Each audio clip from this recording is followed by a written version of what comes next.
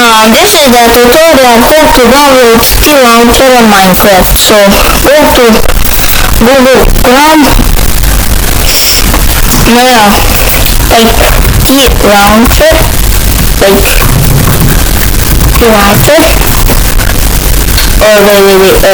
so we're gonna type tlauncher, but just tlauncher. Now click this first link, tlauncher, bits. Now you can download like for your smartphone here, launcher for Minecraft Open Edition. It's also free. Now you can like download this. You need to press this downloads. Now choose Windows, and now it's loading.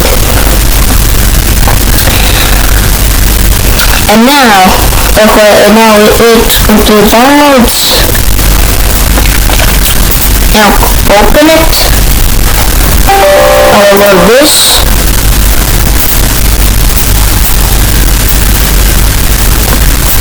It's now gonna be initializing, as you can see. Now it's downloaded this. You just need to wait. Now you will see this link. For me it's German because this laptop was from Germany, so click this next, click that. Accept that. You also don't accept this, so click down and accept this.